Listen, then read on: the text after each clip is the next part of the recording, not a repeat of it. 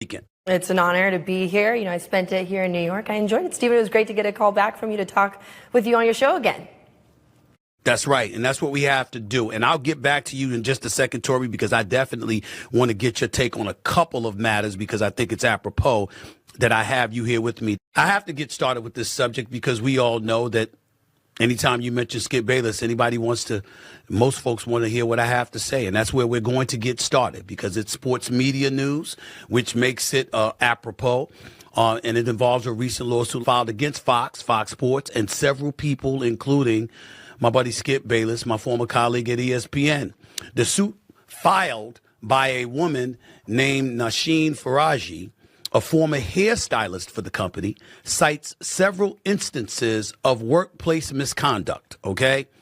The 42-page, that's right, 42-page suit names several defendants, including Fox Sports Executive Vice President Charlie Dixon and even host Joy Taylor.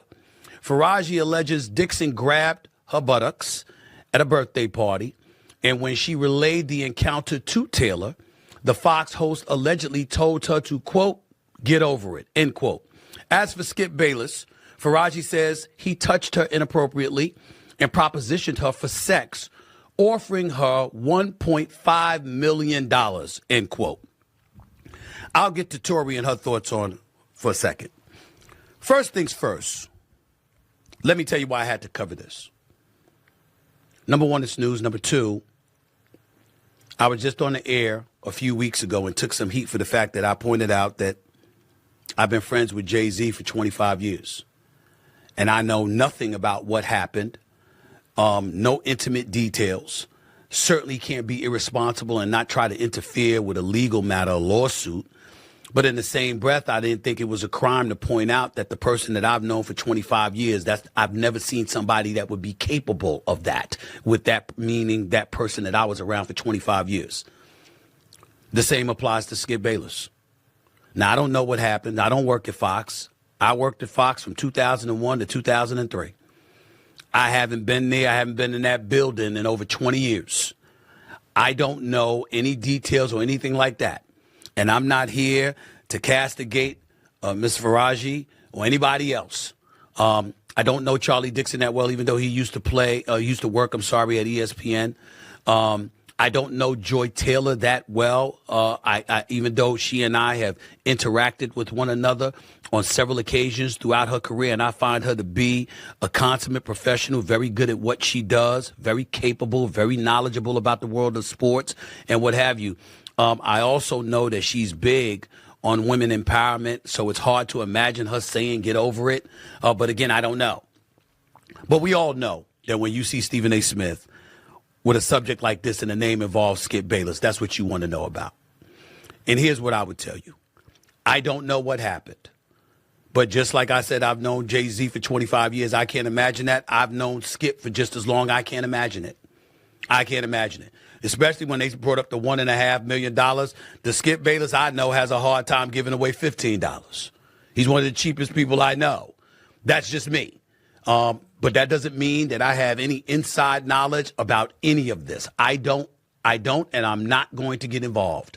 I think it's incredibly dicey and irresponsible for people who don't know to act like they do know. But in the same breath, I also feel it's important that if you know people or you think you know people and you've had a long-standing relationship with those people, that it's not a crime for you to say the person that I know, the person that I've been around, the person that I worked with in his case, you know, for 4 straight years from 2012 to 2016 doing First Take every weekday morning at 10 a.m. to 12 noon. The person that I knew since our days at Fox Sports when we would appear on Jim Rome's show. Okay, The Last Word and stuff like that. And we were in the same Fox building off of Pico Boulevard and Avenue of the Stars. The person that I've seen that really, really trusts almost no one and doesn't expose himself to anybody. You know, eating the same breakfast and lunch every day. His vice is a Diet Mountain Dew, and he doesn't socialize with people. That's the guy I know. So imagining him being in this kind of position is shocking, to say the least. All I could tell you is that it's not the Skip Bayless I know. But obviously, this is a legal matter he's going to have to deal with because this situation doesn't appear to be going away. A lawsuit has been filed. This person who's a hairstylist, the people that I've spoken to in the last 24 hours that have some knowledge about her says that she's the kind of person that she's meticulous with her details and she's going to chronicle things and that's how she operates. I don't know her. I don't know them. I know Skip. And I'm very, very heartbroken that he finds himself in this situation, being accused of these allegations. But I can't be over the airways being irresponsible and attaching truth or innocence, or guilt to anything that I know nothing about. All I can say, and I don't think it's a crime to say, is just like I said with Jay-Z, the person that I've known for 25 years, I've never seen anything like that from that person, anything close to that from that person. That's the same thing that I would tell you about Skip Bayless. That's all I can say. I have nothing else to add because I don't know what happened. I don't know what was said. I don't know whether something was misconstrued or anything like that. That's where I'm coming from with it, Tori. I know you had thoughts and opinions about this. I'm really interested in hearing what you have to say. You are a lady in this industry. You've been a journalist for years. You know what level of professional integrity is supposed to come with the business. You know the tenets that come associated with it. And obviously, I am not a woman. You are. And so when you see a story like this, I'd like to know what your thoughts are and any perspective you can provide. My initial reactions were disappointment as well, because Skip Bayless has an incredible legacy in the sports commentary world.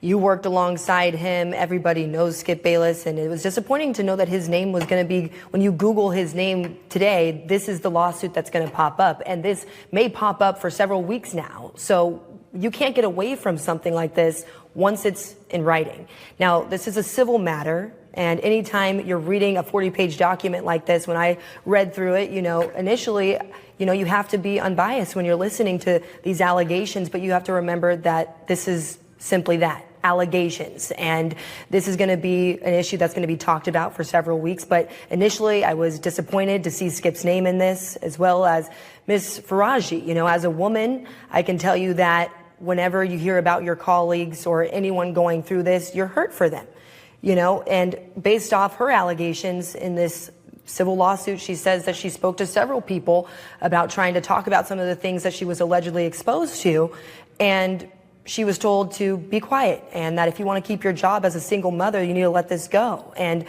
seems that she was there for a number of years, 7 to 10 years that she was there, and she talks about a number of different allegations and different instances when she was exposed to other people.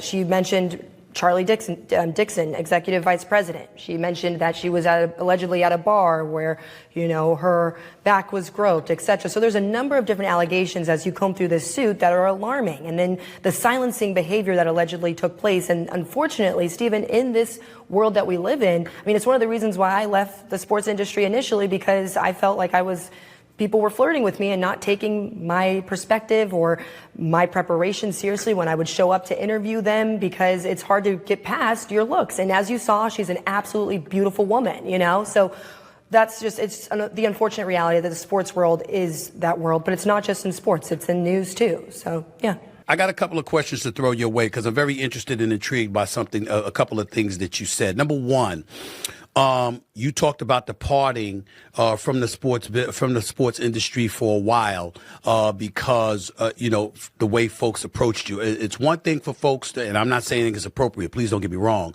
but it's one thing for somebody to flirt with you or to not take you seriously because of your looks. Did you consider it harassment? And if so, what would you define as harassment? Just for a lot of viewers out there, both male and female, who don't get that sometimes. Explain that. I would definitely not consider it harassment at all. I just was advancements that I was not interested in being around at all, especially when I'm at work. I'm trying to focus on work, and I come here to respect you, and I would expect the exact same in return. If I'm going to prepare questions and watch you for nearly 2 hours and take notes on your play, and then I show up in your locker room to have a conversation with you, and I'm even filming this myself and editing this myself at times, How come you can't give me the same respect as a professional? That was the environment I was in. And for me, that's not the level of respect I wanted to be exposed to on a daily basis. And I saw that this was going to be a mountain climb with men potentially just being disrespectful. Now, as you asked me about the difference between disrespect essentially and harassment, no one touched me. I didn't have to push advances away in the sports arena, but I did have to push advances away in the news arena. So, someone unfortunately, ended up getting fired for the way that I was handled inappropriately. I won't, go into specific details about that, but I was at work minding my business, and essentially someone made some advances that were inappropriate, and they were eventually fired. And as it relates to speaking up about that, I can tell you personally, I was scared to speak up about it. I was genuinely scared. This was one of my first jobs in TV. I just landed a sports reporting and anchor job. And the last thing I wanted to do was attract any attention to myself in any way. And I wanted to make sure that the focus would remain on my talent. Tori's not a problem. Tori comes in as a professional, does her job. And I'm not ending up in HR with complaints and having to go back and forth and prove that this happened when there's no cameras around. And so, but by the grace of God, I had women around me who said, Tori, absolutely not. This has been an issue with not just you. This is an issue that we have all been dealing with. And now he just took it too far. And it just happened to be with you. And you owe it to not only yourself, to respect yourself, but also all of us who have been going through this too, to speak up about it. So I did. So what are your thoughts about the allegations that Joy Taylor, another woman, who's in this industry, who's recognized as being very attractive, but also very capable, very professional. What are your thoughts with the allegations that she told Ms. Faraji, get over it? I mean, first of all, is that something that you deem plausible, possible, that women may say to each other in this industry? Do you find that to be far-fetched? What do you make of that? We were not in the room, so we'll never know. These are allegations, right? I want to make sure that's clear. Whenever we talk about topics like this, we have to make sure that these are really well understood. These are allegations. We are not in the room. Now, on the other side of that, I will say that luckily I was in a room where someone was telling me to come forward, but I am not shocked that other women would essentially say, look, it's not, you're dealing with Fox. This is a huge corporation. Keep your hairstylist job. Don't speak up. Just try to let it go. And, I would not be shocked by that at all. Yeah, I would not be shocked by that. I know it shocked me. It definitely shocked me because when I see a lot of women with their podcasts, the television shows, etc., and very, very big on women empowerment, uplifting ladies in this industry and what have you. It's hard to imagine that something like that would be said because obviously that stays with you forever. But I think the tough part for Joy Taylor is that these two were considered friends for a very long time. If there's anybody that you confide in terms of your thoughts, it would be somebody you perceive as a friend. So in that regard, I don't know what to make of it. I just have to acknowledge that. Having said that, when we look at this situation right now with Skip, my problem is this. And I said this, Tori, and I took heat for this, but I didn't care. It's one thing if you come over the airwaves and you're proclaiming somebody's innocence. And you weren't there, you couldn't provide an eyewitness account, et cetera, et cetera. I think that's beyond the pale. I don't think any of us could do that. I can't do that for Skip today. I couldn't do that for Jay-Z a few weeks ago. I couldn't do that for anybody. Right. But it's another thing entirely where you've known somebody for 25 years, and it's a crime for you to say, that's not what I saw. I've never seen anything that would give me that kind of indication. I would hope that if somebody had made an accusation, something like that against me, that people would look at me and be like, nah, Stephen ain't doing that. That's not who the hell he is. He wouldn't at least say that. Right. That's how I feel. As a woman in this industry, as a woman, period, in the world that we're living in, where such heightened awareness has been pushed towards acknowledging what women have had to go through and what you've had to be silent about for so long. How do you feel about people who take such a position, like the one that I just described? At the end of the day, it's a character witness. I mean, you have 25 years of a relationship with someone. And as you said, I would hope that friends of mine in the industry would know that if someone was making allegations against me that they felt were out of character, to go alongside the Tori Cooper name, I would hope that a friend like you in the industry who's had personal experiences with someone would speak up, but at the end of the day, be cognizant of the fact that, look, at the end of the day, this is the person I knew and I was not in that room.